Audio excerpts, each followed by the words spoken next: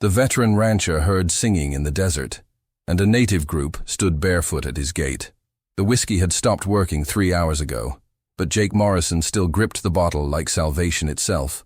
Through the warped glass of his cabin window, the New Mexico desert stretched endlessly under a blood-red sunset that painted everything the color of old wounds. Something was coming across that wasteland. He could taste it in the air, metallic and wrong. His cattle had been acting strange for days, clustering near the house instead of spreading across the pasture. The chickens refused to leave their coop, and even his old dog Rex kept whimpering toward the horizon. In 43 years of desert living, Jake had learned to trust animal instincts over human logic. The singing started just after midnight. At first, he thought it was the wind playing tricks through the canyon walls. But wind did not carry harmony, did not weave voices together in languages that predated his grandfather's grandfather. Jake set down the bottle and reached for his Colt, the metal warm from sitting near the dying fire. The melody drifted across the desert like smoke, beautiful and haunting, filled with words that seemed to bypass his ears and speak directly to his soul. It was a song of mourning, of ancient loss, of something sacred that had been broken and needed mending. Jake limped to the door, his left leg protesting with each step. The old war wound always flared when trouble approached, and tonight it throbbed like a drumbeat. His fingers found the brass handle, hesitating as the singing grew stronger, more focused. He opened the door and stepped onto his porch. 13 figures stood at his gate, their feet bare against the desert sand, their bodies draped in traditional clothing that seemed to shimmer in the starlight. They were Apache, their faces painted with white clay and red ochre. Their voices joined in a song that made his chest tight with emotions he could not name. The singing stopped. The leader stepped forward, a woman whose silver hair caught the moonlight like spun metal.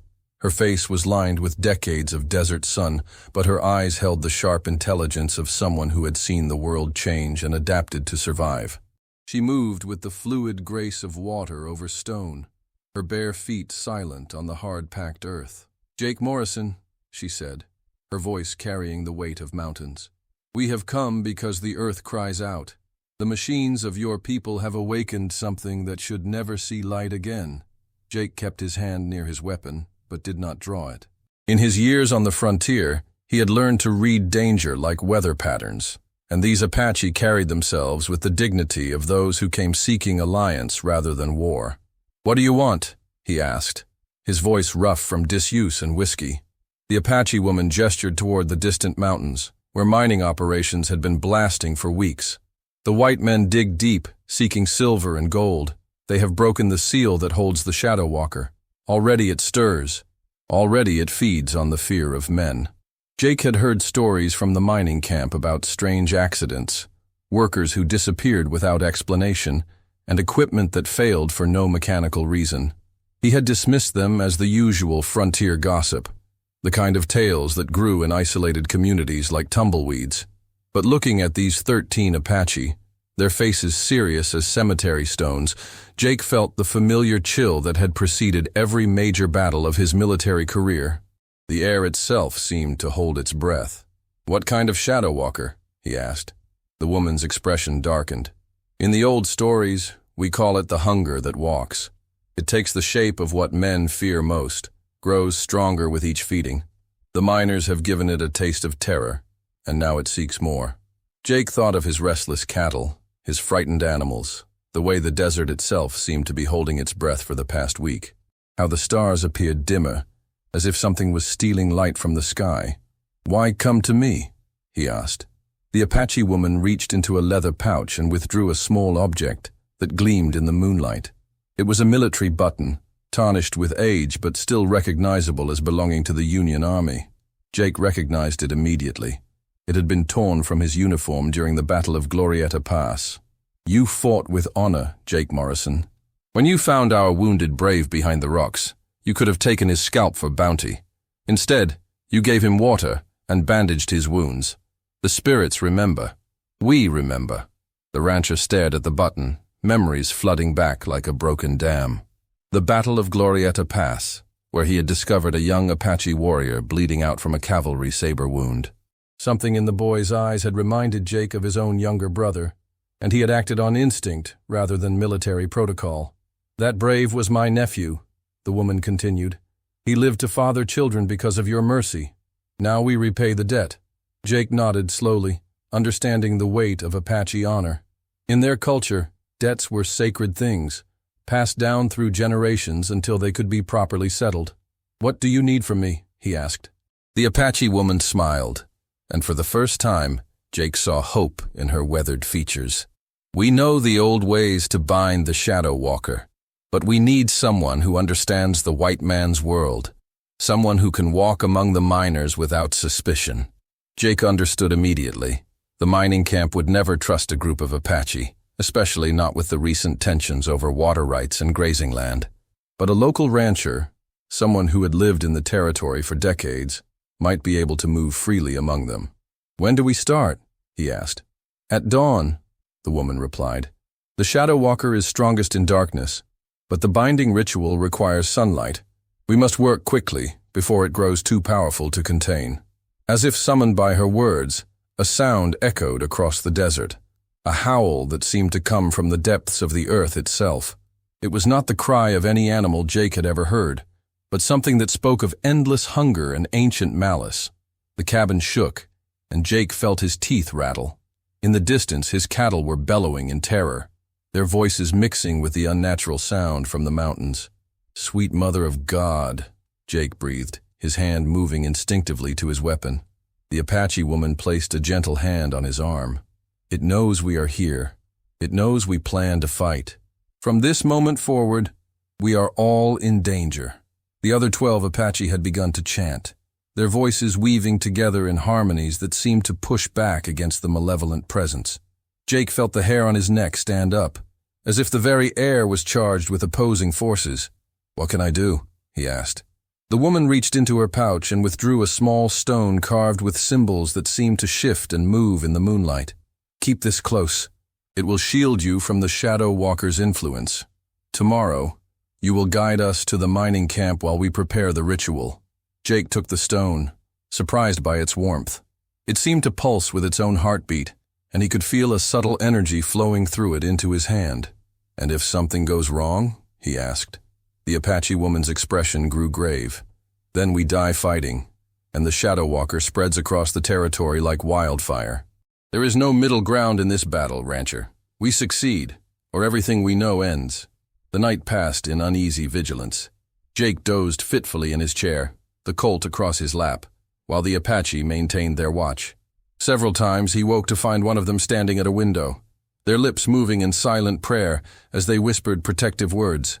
Strange sounds echoed across the desert, not the familiar calls of night creatures, but something else entirely. Footsteps that seemed to come from everywhere and nowhere, voices that spoke in languages that hurt to hear. The Shadow Walker was testing their defenses, probing for weakness. Dawn came slowly, painting the desert in shades of gold and rose. The malevolent presence that had pressed against the cabin all night seemed to retreat with the darkness, but Jake could still feel it lurking in the distant mountains, waiting for another opportunity to strike. "It is time," the Apache woman announced, rising from her position near the fireplace. They rode toward the mining camp in the pre-dawn light, the Apache on their painted ponies, Jake on his old mare Sunshine. The morning air was crisp and clean, but underneath it, Jake could detect the faint smell of sulfur and decay that seemed to emanate from the excavation sites. The mining camp was a sprawling collection of tents and wooden structures clustered around the base of the mountain. Steam-powered equipment sat silent in the early morning, and Jake could see workers beginning their daily routines. They moved with the careful precision of men who knew they were in danger, but could not identify the source. "Remember," the Apache woman said quietly, "keep them distracted. Give us time to reach the sacred site and prepare the binding." Jake nodded and rode forward, leaving the Apache concealed behind a rocky outcrop. As he approached the camp, several miners looked up from their morning coffee, their faces showing a mixture of relief and suspicion. "Morning, boys," Jake called out, dismounting near the main tent. "Heard you fellows have been having some unusual problems out here." The mine foreman, a thick-set man named Carter, approached with wariness in his eyes. "Jake Morrison, right? Got the spread over in the valley?" "That's right," Jake replied, keeping his voice casual. Been hearing stories in town about accidents and such. Thought I'd ride over and see if you needed any help." Carter laughed, but there was no humor in the sound. "Help? Friend? Unless you know how to fight whatever's been picking off my men, I don't think there's much you can do. Lost 4 good workers this week. Just vanished. Like they never existed." Jake felt the carved stone in his pocket pulse with warmth. "What kind of thing are we talking about?" Carter glanced around nervously, then leaned closer. "The kind that makes sounds like your dead wife calling for help. The kind that leaves claw marks in solid rock. We're shutting down tomorrow soon as we can get the equipment packed." "Probably smart," Jake agreed, though he knew that running would not solve the problem. If the Apache woman was right, the Shadow Walker would only grow stronger and follow them wherever they went. As they talked, Jake caught glimpses of the Apache moving through the mountain terrain, their forms barely visible among the rocks and shadows. They were positioning themselves around what appeared to be a natural amphitheater, its walls carved with symbols that seemed to writhe and shift when viewed directly. The conversation continued for nearly an hour, with Jake learning more about the mining operation and the strange discoveries they had made. Deep in the mountain, they had found a chamber filled with bones, not human or animal, but something altogether different. The workers had assumed they were fossil remains, but Jake now understood them for what they truly were. The remains of the Shadow Walker's previous victims. "There," Carter said, pointing toward a blast site. "That's where it all started. We broke through into some kind of underground chamber, and that's when the trouble began." Jake nodded, keeping his expression neutral, even as his blood ran cold. The Apache had been right. The miners had unknowingly opened a prison that had held something terrible for countless generations. A commotion near the blast site caught their attention. One of the workers was shouting, pointing toward the mountain slopes where smoke was beginning to rise from several locations. Jake could see the Apache conducting their ritual, their chanting barely audible over the distance. "What in tarnation is that?" Carter demanded. Jake was ready with his answer. "Brush fire, most likely. This dry weather makes everything ready to burn. Might want to move the equipment back just to be safe." Carter accepted the explanation, calling for his men to relocate the steam engines and supplies. As they worked, Jake positioned himself to observe the Apache ritual. The 13 figures had formed a circle around the amphitheater, their voices rising in ancient songs that seemed to make the air itself vibrate. The carved stones they had placed around the perimeter began to glow with soft, warm light. Jake felt the stone in his pocket respond, growing warm against his leg. The air in the mountains began to shimmer, and he could hear something answering from deep within the earth, a sound of rage and hunger that made his bones ache. "You hear that rumbling?" one of the miners asked, his voice tight with fear. "Just the mountains settling," Jake replied, though he knew it was far from the truth. The sound was growing stronger, more focused, as if something massive was stirring in the depths of the earth. The Apache woman raised her arms, and her voice carried across the camp as she spoke in her native tongue. The words seemed to have physical weight, pressing against Jake's chest like a heavy blanket. The other Apache responded in unison, their voices weaving together in a pattern that seemed to push back against the malevolent presence. Then the ground began to shake. It started as a subtle tremor, barely noticeable beneath the bustle of the camp. But within moments, it had grown to a full earthquake that sent workers stumbling and equipment crashing to the ground. Jake grabbed Carter's arm, steadying him as the earth rolled beneath their feet. "Earthquake!" someone shouted, though Jake knew it was something far more dangerous. The shaking intensified, and from the depths of the mountain came a roar that seemed to split the very sky. It was a sound of pure malice and endless hunger, the cry of something that had been imprisoned for centuries and was now fighting against its bonds. The Apache continued their chanting, their voices never wavering even as the ground bucked and rolled beneath them. Jake could see the strain on their faces, the tremendous effort required to maintain the ritual against such overwhelming opposition. "We need to evacuate!" Carter shouted over the noise. But Jake stood his ground, knowing that retreat would only ensure the Shadow Walker's victory. The carved stone in his pocket was burning hot now, and he could feel its power flowing through him, giving him strength and clarity of purpose. The earthquake reached its peak, and for a moment, Jake thought the mountain itself would collapse. Then, suddenly, the Apache woman's voice rose above all other sounds, speaking words in a language that predated human civilization. The stones around the amphitheater blazed with brilliant light, and the air itself seemed to catch fire.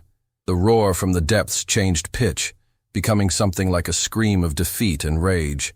The earthquake began to subside, and the malevolent presence that had pressed against Jake's mind all night started to retreat. But the battle was far from over. From the deepest part of the mountain, something began to emerge. Jake caught only glimpses of it through the smoke and dust, something that seemed to be made of living shadow and insatiable hunger, with eyes like burning coals and claws that could rend stone like paper. The Shadow Walker, fighting its way toward freedom even as the Apache ritual sought to bind it back to its prison. "God Almighty," Carter whispered, his face pale with terror. The Apache woman's voice rose to a crescendo, and the other 12 joined her in a final, overwhelming chant that seemed to shake the very foundations of the earth. The carved stones exploded with light so bright it burned the eyes, and Jake felt the stone in his pocket crack from the intense heat. The Shadow Walker's scream of rage and defeat echoed across the desert, and then, suddenly, there was profound silence. The smoke began to clear, revealing the blast site sealed with what appeared to be solid rock. The Apache had collapsed from exhaustion, but they were alive, their faces marked with the deep satisfaction of victory against impossible odds. Jake helped Carter to his feet, both men staring at the transformed landscape in amazement. Where the mining excavation had been, there was now only smooth stone, as if the mountain had healed itself. "What in the hell just happened?" Carter asked, his voice barely above a whisper. Jake looked toward the Apache woman, who was slowly rising to her feet with the help of her companions. She nodded once, a gesture of acknowledgement and mutual respect. "Justice," Jake replied simply. "Justice for the dead and protection for the living." Carter stared at him for a long moment, then nodded slowly. "I think it's time we packed up and found a different mountain. This one wasn't meant to be disturbed." As the miners began to break camp, Jake walked over to where the Apache were gathering their ritual items. The carved stones had turned to ash, their power spent in the great binding. "Is it finished?" Jake asked. The Apache woman nodded, though her expression remained serious. "The Shadow Walker sleeps again, bound by the old words and the new alliance. But such evil does not rest forever.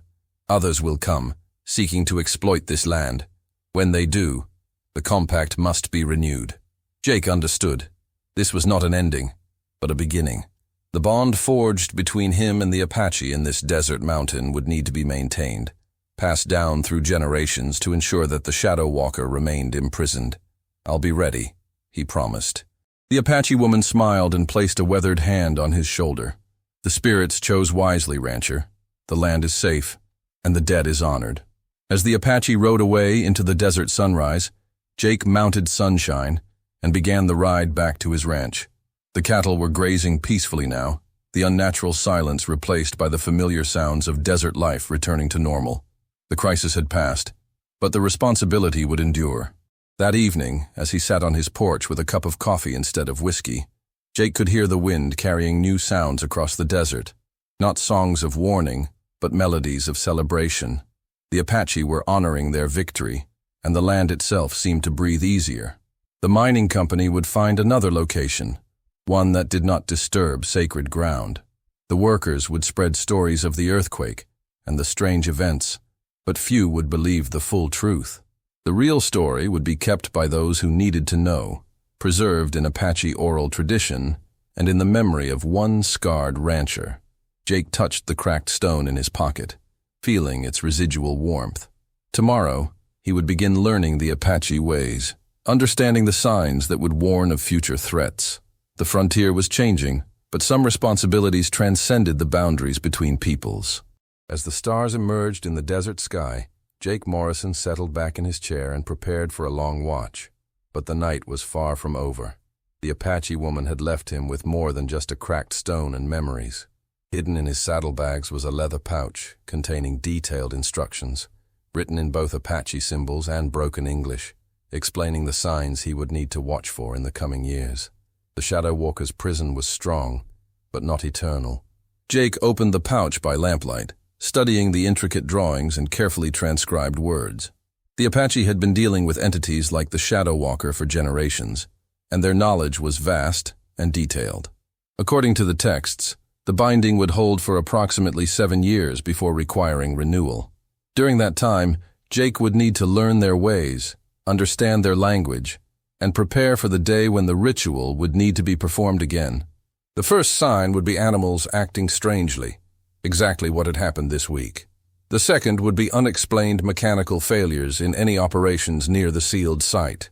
The third would be workers reporting nightmares that felt more real than dreams.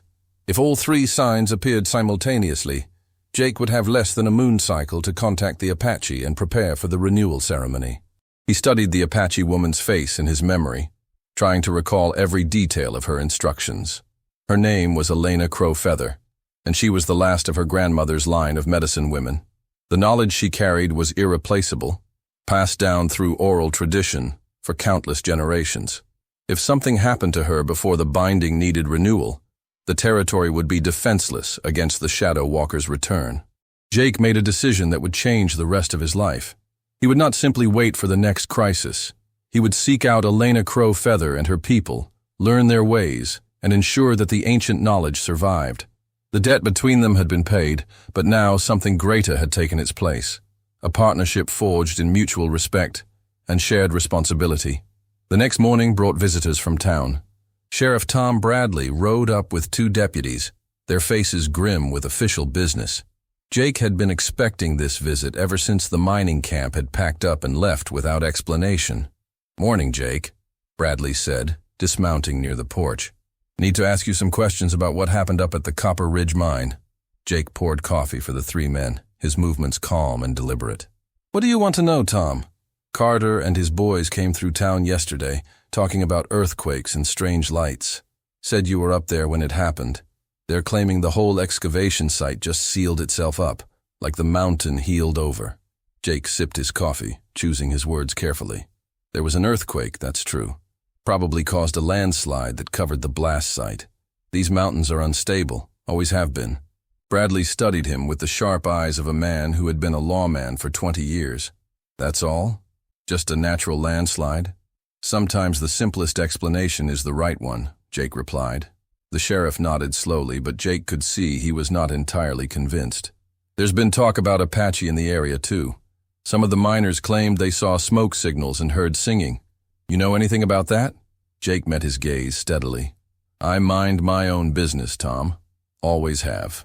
After the lawman left, Jake saddled Sunshine and rode toward the mountains. He had promised Elena Crowfeather that he would learn, and there was no time to waste. The Apache would be camped somewhere in the high country, following the old paths that avoided white settlements. It took him 3 days to find them. Their camp was hidden in a canyon that did not appear on any territorial map, accessible only through a narrow passage that would be invisible to anyone who did not know exactly where to look. Jake approached slowly, his hands visible and empty, following the protocols that Elena had taught him. The Apache sentries allowed him to pass, and soon he found himself in a village that seemed to exist outside of time. Traditional wickiups stood alongside more permanent structures, and the people moved with the quiet efficiency of those who lived in harmony with their environment. Elena Crowfeather greeted him with a smile that held both surprise and approval. "You have come sooner than expected, Jake Morrison.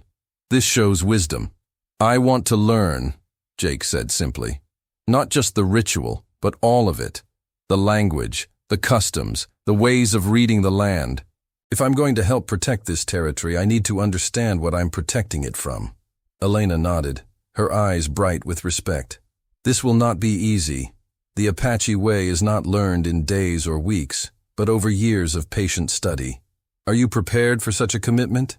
Jake thought of his empty cabin, his solitary existence, the bottle of whiskey that had been his only companion for too many nights. "I am." The education began immediately. Elena assigned him a young Apache man named David Two Hawks, who had learned English from missionaries but retained deep knowledge of traditional ways.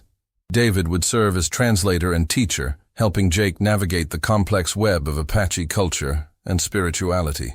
"The Shadow Walker is not the only danger," David explained as they sat around a small fire that evening. "There are others sleeping in sacred places throughout the territory. Some are bound by natural barriers, others by ceremonies like the one you witnessed. All require watching, all require understanding. Jake learned that the Apache had been guardians of these sealed sites for generations, maintaining a network of knowledge and responsibility that stretched across the entire Southwest. The Shadow Walker was actually one of the smaller threats. There were others that would require entire tribes working together to contain. "Why haven't you told the government about this?" Jake asked. David laughed, but there was no humor in it.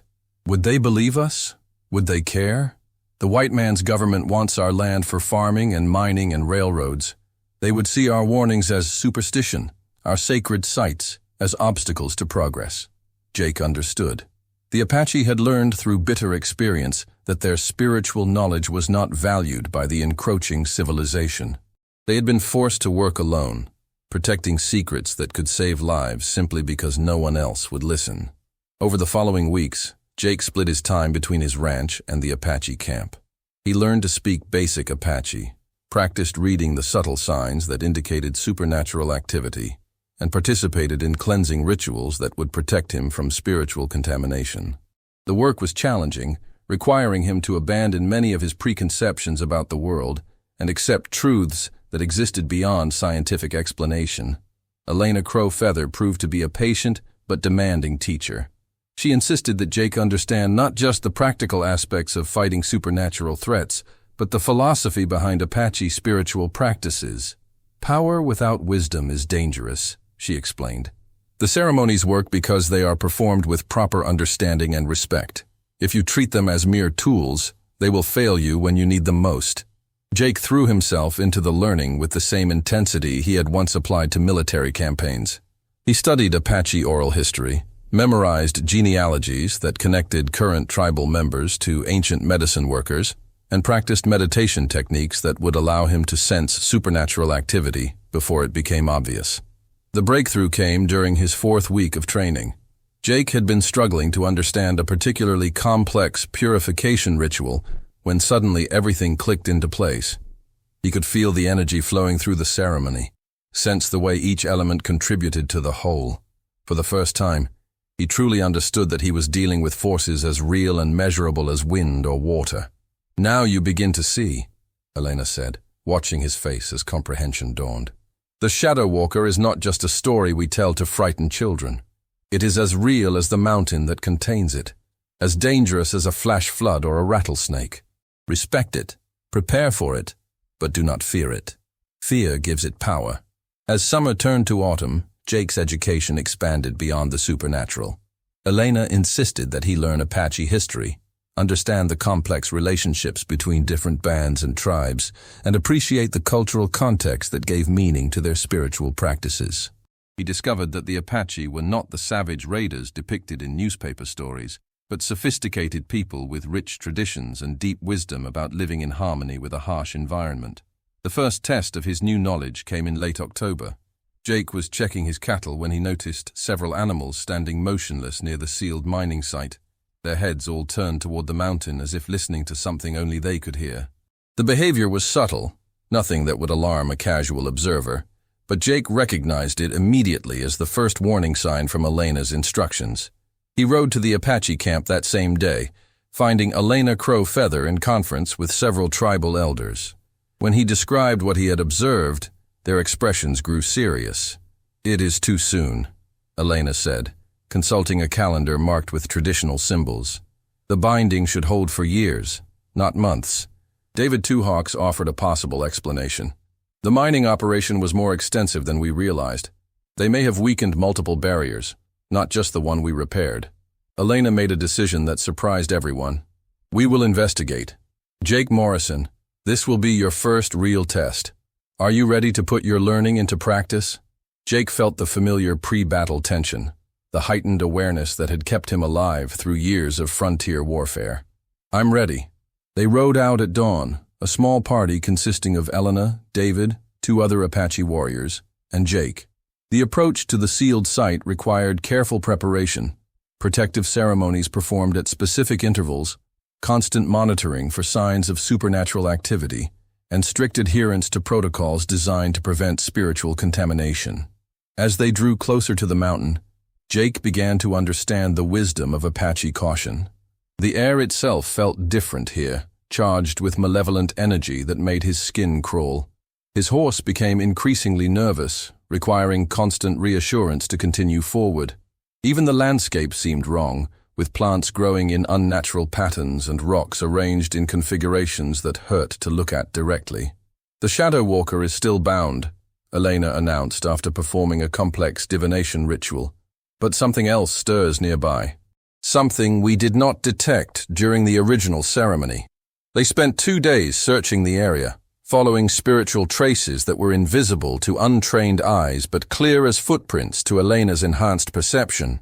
Finally, they found what they were looking for, a second excavation site, partially hidden by rockfall, where the miners had been conducting exploratory work. "Here," Elena said, pointing to a crack in the rock face that seemed to pulse with its own dark light.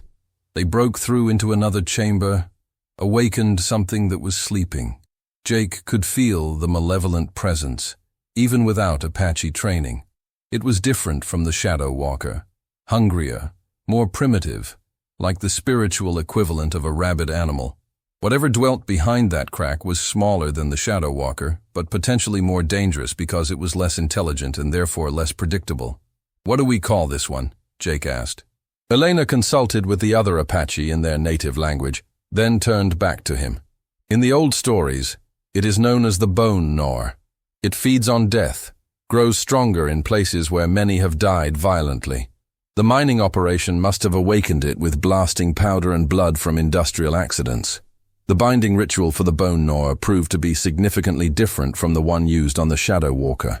Where the first ceremony had required sunlight and open spaces, this one demanded darkness and confined areas.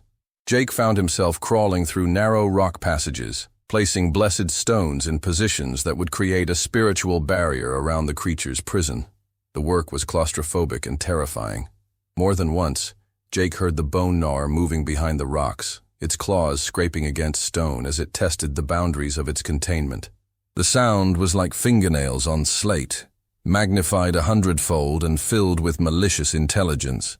Elena's voice echoed through the passages as she chanted the binding words, her voice never wavering despite the obvious strain of containing such malevolent force. Jake focused on his assigned tasks, trusting in her guidance and his own hard-won knowledge to see them through. The climax came when the bone gnawer made a desperate attempt to break free. The entire mountain shook as the creature threw itself against the spiritual barriers, testing each stone placement and ceremonial element. For several terrifying minutes, Jake thought they might fail, that the binding would prove insufficient to contain the ancient hunger. Then Elena's voice rose to a crescendo, speaking words in a language so old that it seemed to bypass human understanding and speak directly to the fundamental forces of creation. The bone gnawer's struggles suddenly ceased, and a profound silence fell over the mountain. "It is done," Elena announced, emerging from the central chamber with exhaustion written across her features. "Both creatures sleep now, bound by ceremonies that will hold for many years." As they rode back toward the Apache camp, Jake reflected on how much his life had changed since that night when he first heard singing in the desert. He was no longer a solitary rancher drowning his sorrows in whiskey, but part of something larger and more important. He had found purpose, community, and a cause worth dedicating his life to protecting. "You have done well," Elena said, as they made camp that evening. "The spirits have accepted you as a guardian. This is a rare honor for one not born to the Apache way." Jake stared into the campfire, watching sparks rise toward the star-filled sky. "What happens now?" "Now you continue learning. There are other sites to monitor, other ceremonies to master. The territory is large, and the dangers are many. We will need all the help we can get." Jake nodded, understanding that this was just the beginning of a much longer journey. But for the first time in years, he felt genuinely hopeful about the future. The wind carried no voices of warning now, only the peaceful sounds of a land protected by ancient wisdom and new alliances. The Shadow Walker and the bone gnawer slept. The territory was safe, and Jake Morrison had found his true calling as a guardian of secrets that most people would never know existed. In the vast expanse of the American West, some frontiers were fought with guns and steel. Others required patience, wisdom, and the courage to stand against darkness that dwelt in places where maps had no names. The desert wind sang softly through the canyon walls, carrying stories of victory and vigilance across the endless expanse of sand and stone. And in that song, those who knew how to listen could hear the promise that the guardians would always be watching, always be ready, always be there when the ancient hunger stirred in their prisons of stone and starlight.